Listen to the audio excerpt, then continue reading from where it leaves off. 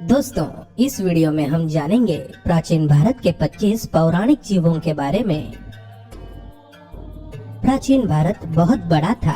इसमें भारत, पाकिस्तान, अफगानिस्तान, नेपाल, भूटान, बांग्लादेश और बर्मा का कुछ इलाका शामिल था। इतने बड़े देश में लगभग 80% जंगल था, जो तब कई रहस्यमयी और अजीब जीवों का घर था। भारतीय सभ्यता दुनिया की सबसे पुरानी सभ्यताओं में से एक है और आगे जिन जीवों के बारे में मैं आपको बताने जा रहा हूँ, उनका उल्लेख वेदों में और बाहर से आए प्रवासियों के ऐतिहासिक वर्णनों में है। पुराने चित्रों में और शिल्पकला में भी इनको देखा जा सकता है। इनमें से कई जीव काल्पनिक थे और कई उस वक्त असलियत में भी हुआ करते थे और कुछ तो आज भी जीवित हो सकते हैं। ऐरावत ये एक विशाल सफेद हाथी है जिसे इंद्र का वाहन माना जाता है। ये उन 16 हाथियों में से एक है जो धरती का संतुलन बनाए रखते हैं। ऐरावत इन सब से विशाल और शक्तिशाली माना जाता है। ऐरावत इस हाथी के कई सिर हुआ करते थे। माना जाता है कि ये विशाल हाथी हमेशा स्वर्ग के द्वार पर खड़ा रहता है और इंद्र के महल की रक्षा करता है। थैनेज थैनच नामक इस प्राणी का शरीर जानवरों जैसा था, पर उसका चेहरा इंसानों जैसा। उसके पूरे शरीर पर घने बाल थे। उसके पैरों पर इंसानों जैसी उंगलियां थी, पर इस जानवर को पूंछ नहीं हुआ करती थी। और इस जीव को आखिरी बार यूरोप के प्रवासियों ने भारत की जमीन पर देखा था। बुरु नाम की ये छिपकली भारत के उत्तर पूर्वी इलाके में पाई जाती थी। इसकी लंबाई 20 फीट से भी ज्यादा थी और एक ही दिन में वो 20 से 30 भेड़ बकरियों को खा जाती थी।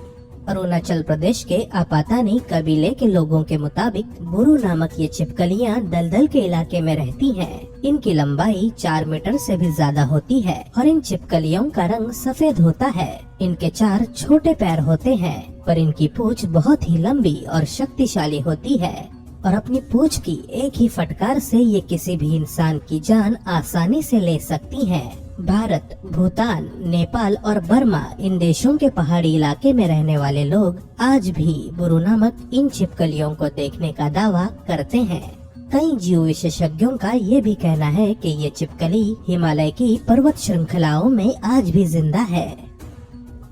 जिनमेंजू इस पेड़ की खूबी ये थी कि इस पेड़ के हर फल का आकार इंसानों जैसा होता था। हर एक फल को इंसानी आकार, हाथ, पैर और एक चेहरा होता था जो हमेशा हंसता हुआ दिखाई देता था। ये पेड़ भारत के साथ साथ चाइना और जापान में भी पाया जाता था।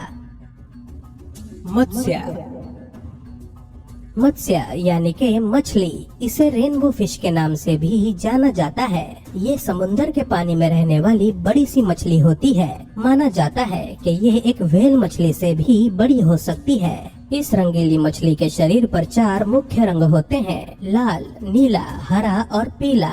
लाल रंग को अग्नि का प्रतीक माना जाता है, नीले रंग को बर्फ का, हरे रंग को घास का और पीले रंग को हवा का प्रतीक माना जाता है। क्रोकोटा या फिर कोर कुत्ता, इस नाम से जाना जाने वाला ये जीव दिखने में तो कुत्ते जैसा था, लेकिन उससे 2 गुना बड़ा हुआ करता था और ये जानवर ज्यादातर भारत और इथियोपिया में पाया जाता था। इस जानवर की गर्दन पर सिंह जैसी आयाल भी होती थी। अपने तेज धार दांतों से ये इसका शिकार बने जानवरों की हड्डियां तक चबा जाता था। ये इंसान और कुत्ते दोनों की आवाज निकाल सकता है और यही आवाजें निकालकर वो उन्हें जंगल में अपनी तरफ आकर्षित करता है। फिर वो बदकिस्मत लोग उसका शिकार बन जाते हैं। आखिरी बार इसे साल 2008 में देखे जाने का दावा किया गया है। मेरिता इसे अही नाम से भी जाना जाता है। ये पर्वतों में रहने वाला एक विशालकाय सर्प होता है और अही बड़ी बड़ी चीजों को आसानी से निगल सकता है। इस असुर को इंद्र का दुश्मन माना जाता है। कहते हैं कि ये सर्प इतना विशालकाय होता है कि अगर ये किसी नदी को लांघने की कोशिश करता है तो उस नदी का बहाव रुक जाता है।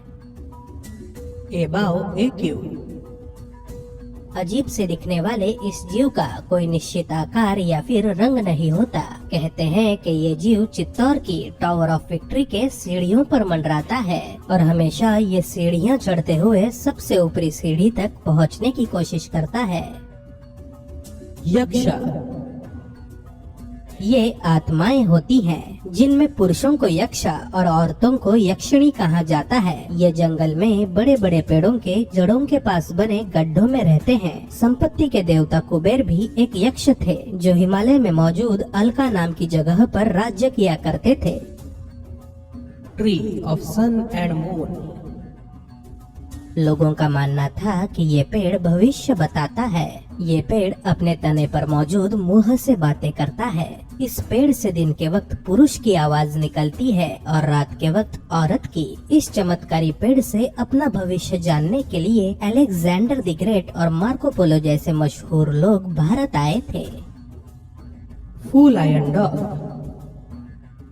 ये जानवर देखने में सिंह और कुत्ते का मिश्रण था और लोग इस जानवर को अनमोल संपत्ति का रक्षक माना करते थे। इसीलिए प्राचीन मंदिरों के प्रवेश द्वारों पर आपको इस जानवर की मूर्तियां अक्सर नजर आएंगी। ड्रैगन। ड्रैगन नामक इस जीव को आपने कई दफा फिल्मों में देखा होगा। इस जीव के किस्से और कहानियां दुनिया भर में प्रचलित थीं।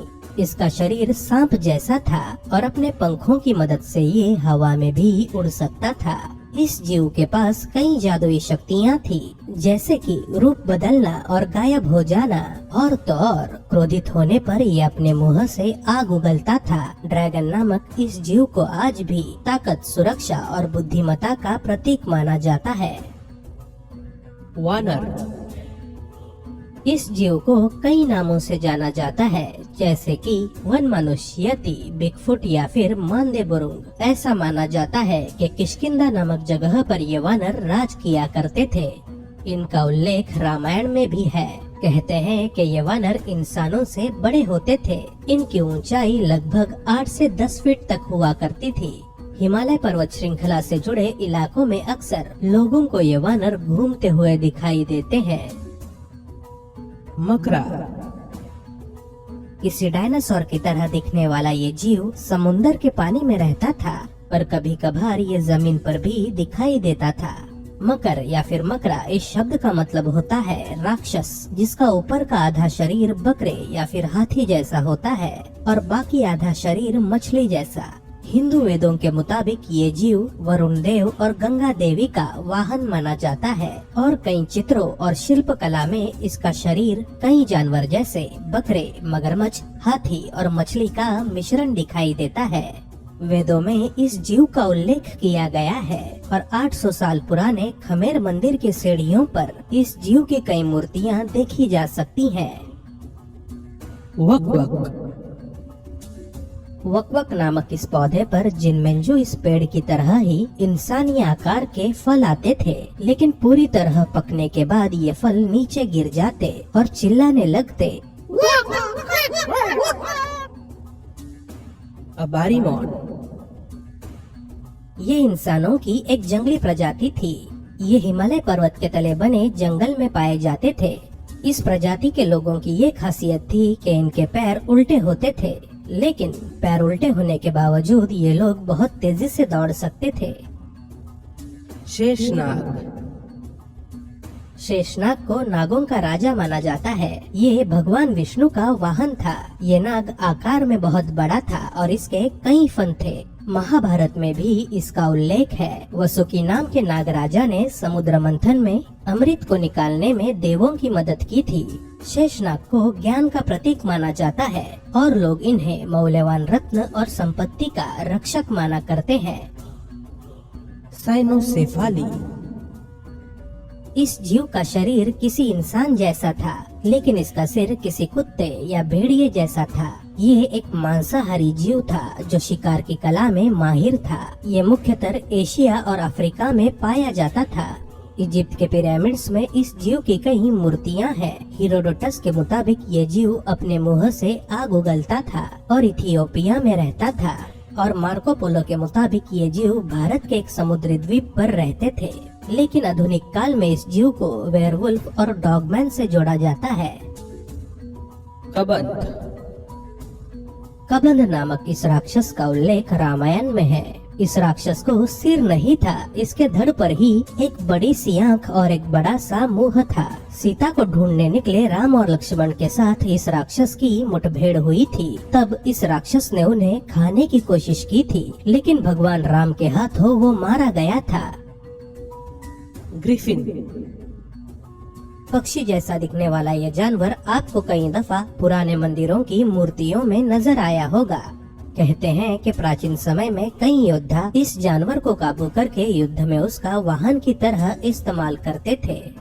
इस जीव का सिर गरुड़ का होता था और बाकी शरीर सिंह का, और उसके 2 बड़े पंख भी होते थे जिनकी मदद से वो उड़ सकता था।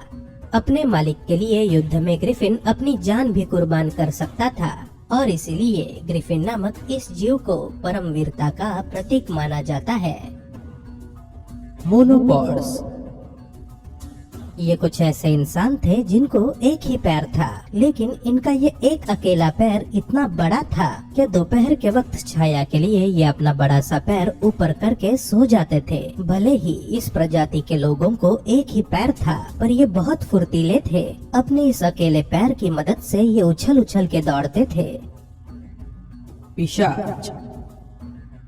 ये राक्षसों की एक प्रजाति है जिन्हें मांस खाना और खून पीना पसंद है, और इन राक्षसों के पास कई शक्तियाँ होती हैं, जैसे कि गायब हो जाना और रूप बदलना।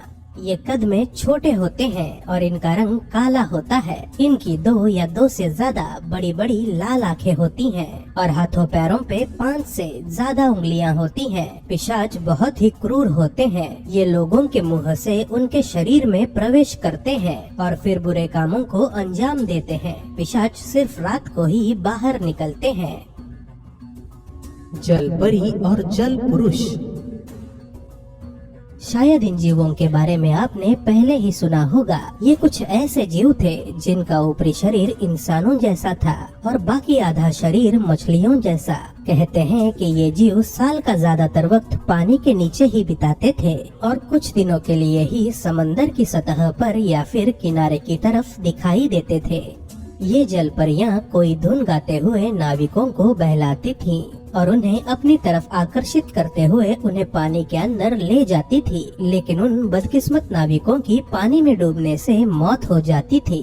अपनी पहली समुद्री यात्रा पर निकले क्रिस्टोफर कोलंबस ने साल 1493 में इन जलपरियों को देखने का दावा किया था।